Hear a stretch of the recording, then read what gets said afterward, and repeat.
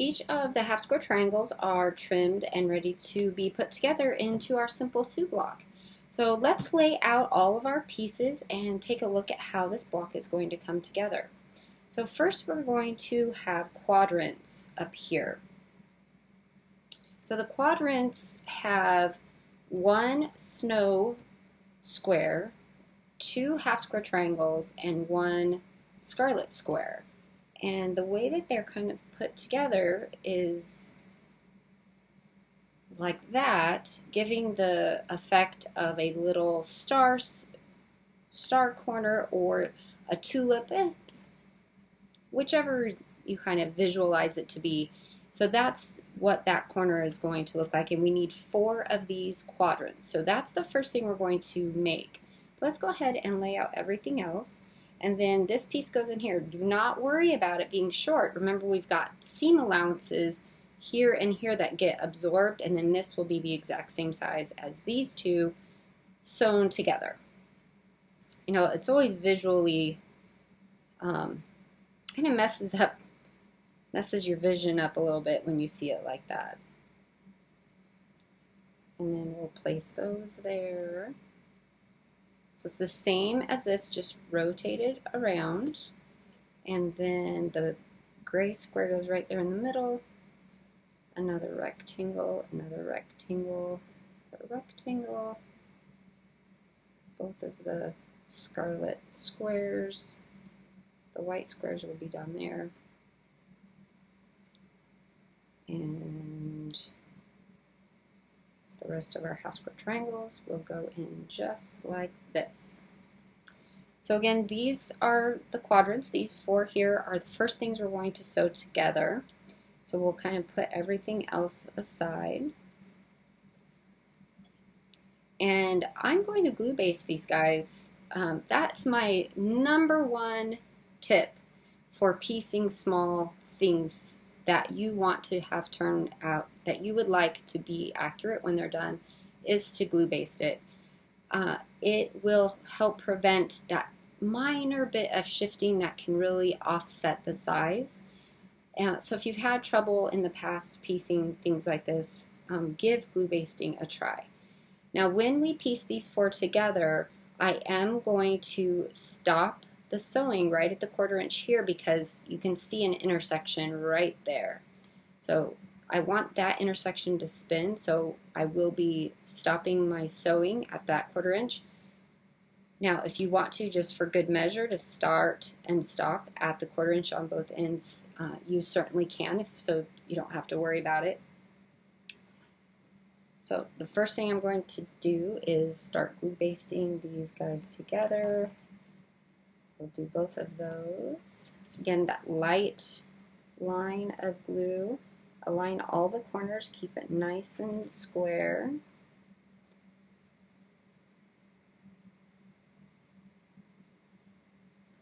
And now both of these are ready to sew. I'll do the same for these 3 quadrants. I will get them pieced. I'm going to start sewing at a 1/4 inch down and stop at a 1/4 inch before the bottom. Again, if you don't want to start a 1/4 inch down when you know that this is kind of going to go outside and it's not going to intersect another block, you certainly can. But just so you don't have to worry about it and don't have to think about which end of the seam you stop or start at, you can do both. After I get these seams sewn, we will join the 2 rows to make each of the 4 quadrants. Then we'll be able to get the whole block put together. They're all sewn and ready to press and assemble into the full simple sew block. So before I start pressing these to the side, I'm going to set the seam, and then I'm going to press the square, whether it's white or red. I'm going to press the square part over. And I'm going to do the same for all of the units. So that, so when I press that seam over, and then these 2 will join, then these are automatically going in the opposite direction. So in the pattern, it gives you arrows for which directions to press the seams. And you can see when I have the square oriented in the same direction for both parts of those quadrants, pressing it over to the same side will, and then when it's rotated, will allow them to nest and spin right in that center intersection. So we'll get those all taken care of. Now when I was sewing these, I used the surfing, again, the same that I used for the half square triangles. I also used a smaller stitch. That's another big tip for piecing with smaller pieces, is using a smaller stitch. So 1.5 to 1.8 is really helpful. A bigger stitch isn't bad, but a smaller stitch will is really nice for keeping the integrity and quality of your tiny little blocks.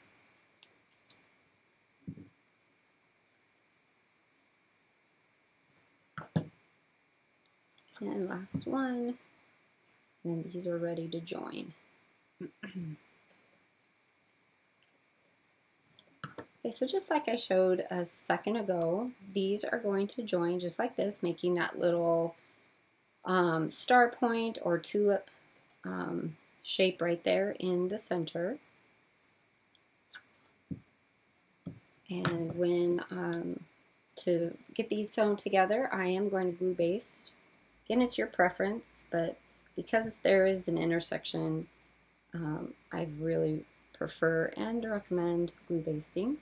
So these are going to get matched up. I'm going to match up all the corners plus that seam. You can feel that that seam is nested. You can see it there, that it's just nested right together. And then heat set it, and that little quadrant is ready to go. Now keep these oriented in the right way. It's really easy to flip it around and get something like this. But hopefully just knowing that you were supposed to have it that nested will remind you that one might not be the right way. All right, so that one's ready. Or if you accidentally did this, it'd still nest, but it wouldn't, it'd be backwards. And nest again.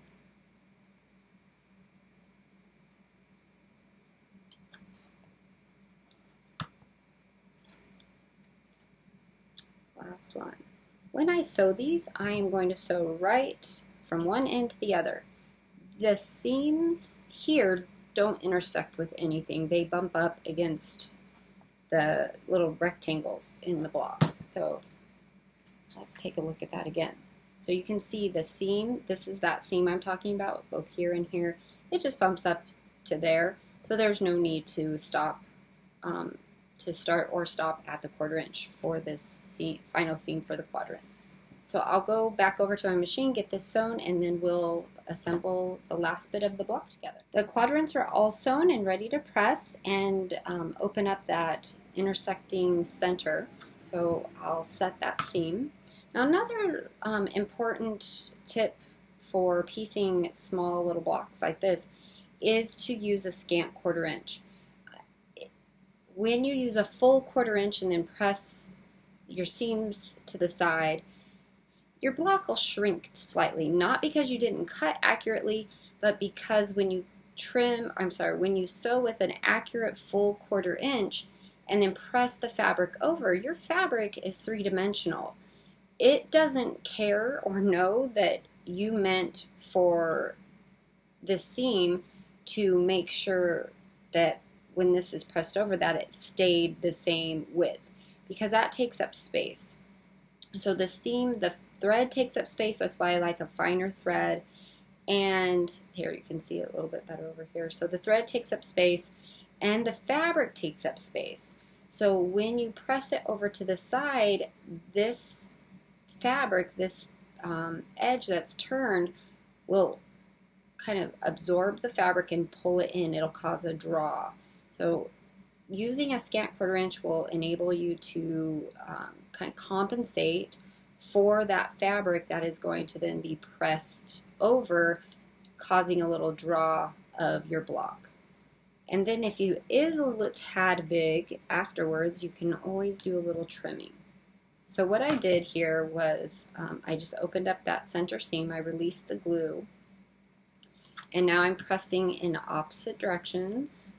I give it a little bossing and making sure that my seams rotate like a pinwheel and around and around and around, which made that open up so nicely, and it'll let everything lay nice and flat. So I'll do that for all 4 pieces. Then after I am done with that, I'm going to check with my ruler that they're pretty accurate, and if there's anything that's bigger, then I can trim it off. So see, just open that up, and then from the front, I'm just going to press it. It's such a small block. You can on this back side, you can kind of push that center down and then press from the front as well. If you find that it's not laying down very flat, give it a light start. That'll help make it lay down. So again, just kind of pulling that apart if there was a little bit of glue in there.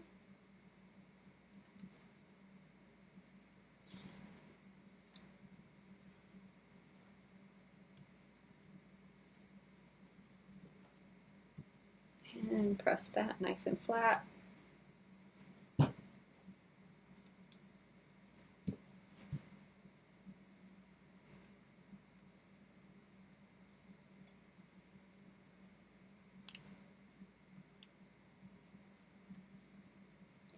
And last one.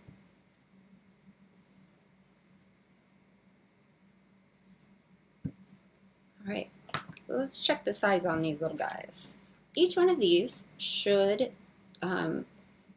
be 3 inches unfinished. So they're going to be 2.5 inches finished once they're sewn into the block. But right now we're going to double check the trimming, double check the size, and trim anything we might need to trim. If anything is a little short, then we're not going to worry about it. So I'm going to use my rectangular ruler. You can use a square ruler, and line up. First, what I'm doing here, this might be something a little newer. I am aligning this seam here. So if this is a 3-inch block, this seam is going to and should land at 1.5. So that's what I'm lining up first. I'm not going to worry about my corners and where the edges of my fabric are yet. So I'm going to line up the seam here at 1.5 and the seam here at 1.5, and that's going to make anything that's too big go outside of the ruler, and anything that's a little shy will be under the ruler. But my block, this little guy, will be squared from the center out. If I were to align my fabric, my seam might be off a little bit, and I would rather my seam be centered and the block be centered than this fabric out here, which might need to be trimmed anyway, be lined up with the ruler. So I have a little extra here, so I'll trim that, and a little extra there.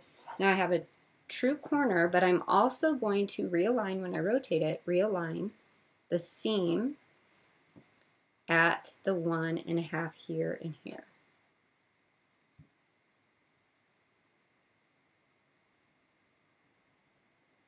So 1.5, 1.5. And then anything extra out here, I'll just trim right off. And it wasn't much, but those little bits can make a difference. So I'll do that for all 4.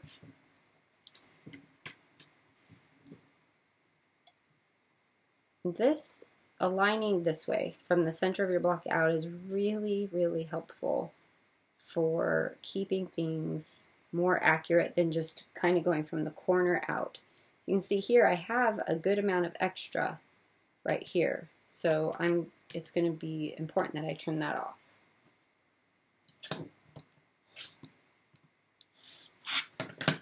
So I'll rotate that around, realign it at the 1.5, and cut off any extra. Okay.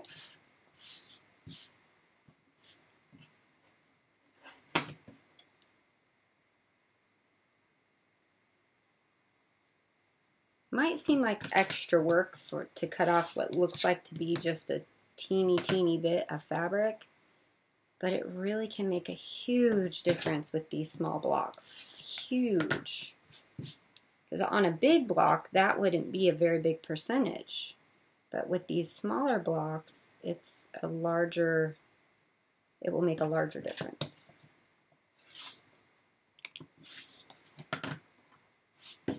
And last one. So 1.5. These are all ready to piece into our Simple Sue block. We're ready to join our quadrants with the rectangles and start getting this adorable little block put together. So let's align everything, lay it out so you can see how it goes together. See, now it matches. So no need to worry there. And then that one gets put there in the middle. Rectangle, rectangle, these little guys, and rectangle.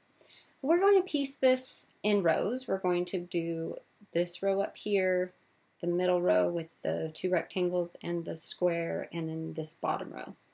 I'm going to glue base them. Again, it's totally up to you. It's just my preference. And I'm going to glue base all 3 rows and have them ready to sew. And I'll sew all of them and then come back in and press them, and we'll get them all assembled. Now, take a look at the block, and you'll notice that there are going to be 4 more intersections. So the seams will intersect and spin right here, right here, right here, and right here. On rows 1 and 3, the only place I'm going to have come down that 1/4 inch is here at the red corners. Up here, it's not going to intersect anything. It's going to be inside of a sashing.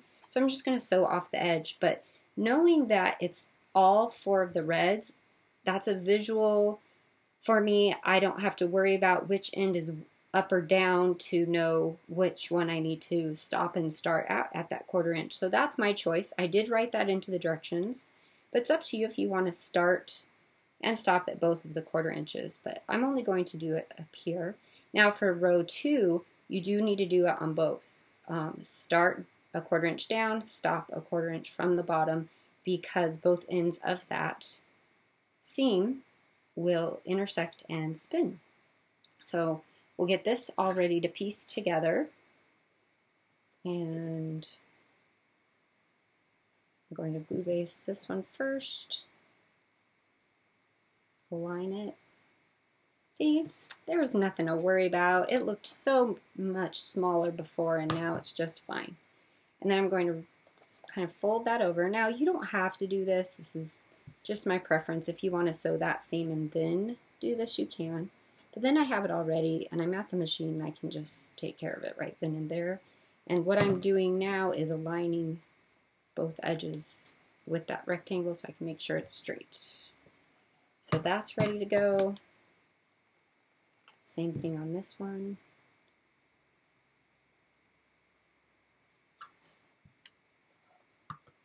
Fold it on over. Same thing here. And the last one.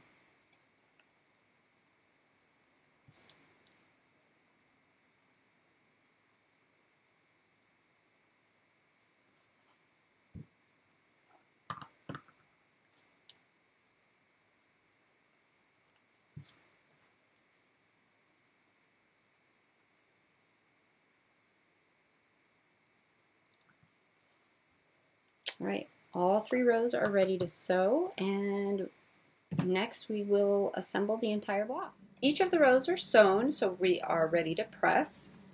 I'm going to set the seam, and for rows 1 and 3, I'm just going to press toward that center rectangle. and that'll be lovely. And then here, I'm not going to press in because our seams can't nest and spin. So for the center, press out from the center square toward your rectangles. And then that center seam, those center intersections will come together and spin really nicely.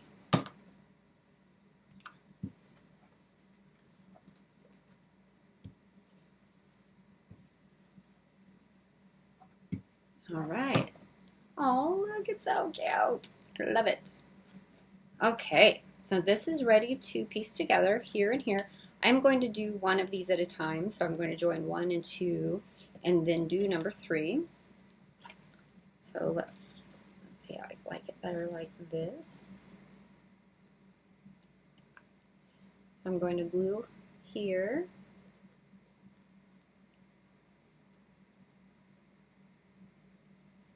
And then nest that center first. So I want to line up my center so that is intersected really well.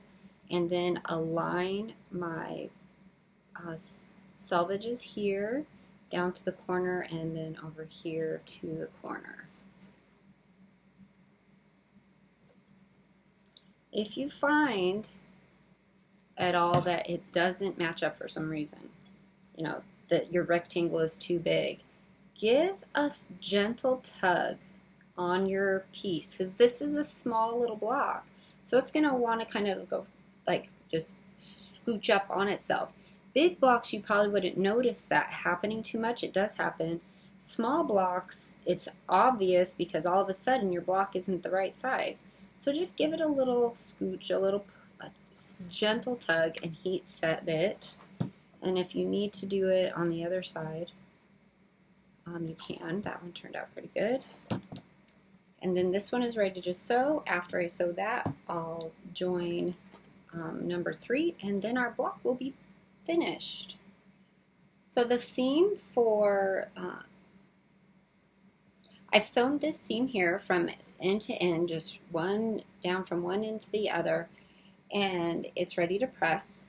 Because these seams intersect, I'm going to open them up first, release any glue that might be in there, but not too much.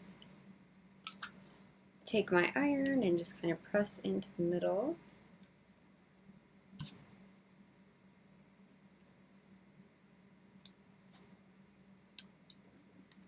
I did already set the seam on accident before I started the video, so now we're going to press here. We're going to press toward the quadrant.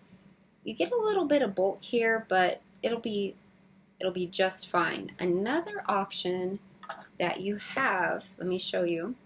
If you don't want to press here, you don't like this bulk, you would rather press toward the rectangle there. But we want to give this seam the chance to spin and reduce bulk. So what I would recommend if you really want to press toward that rectangle is clip the seam right next to the intersection that spins. So clip the seam right next to it up to your sewing line. Don't clip your threads. Don't do that. And then you'll have your intersecting seam, so that reduces bulk, and then you can press into that rectangle, and that'll be a little bit flatter. If you want to do that, you certainly can.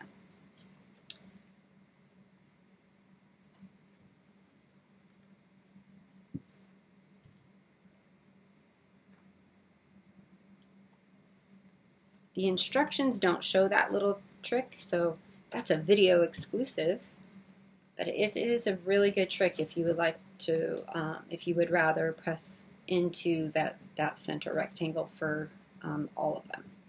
Okay, so now this is all ready to join the last row. I'm going to put the glue here.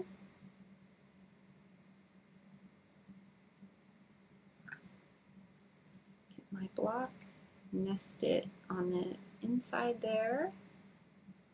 So those seams nest nicely. And then match up those outside corners.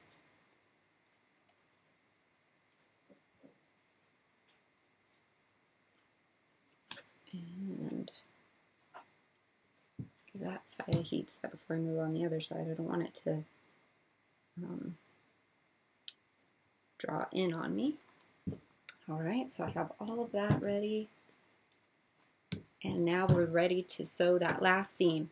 When I sew, I'm using that smaller stitch again, going from one end to the other without stopping or starting, and which goes right through those intersections. The last seam is done. We are about to see this adorable little block come to life. I'm going to open up those intersecting seams on the back and then give them a little press. Now again, if you want to do the little trick I showed previously to have your seams press into the rectangles on all sides, you certainly can. Remember what that looked like was a little clip right here on the seam that you want to turn the direction that it is not going. So this seam right now is going this way. So if we want to push it this way without making more bulk at the intersection, clip your seam up to your sewing line, but don't clip your threads, and then keep your intersecting seam right there spun, and then you can press into the rectangle. So it works really nicely. It's a great option to have when you want to spin a seam, but you also don't want extra bulk. So there we go.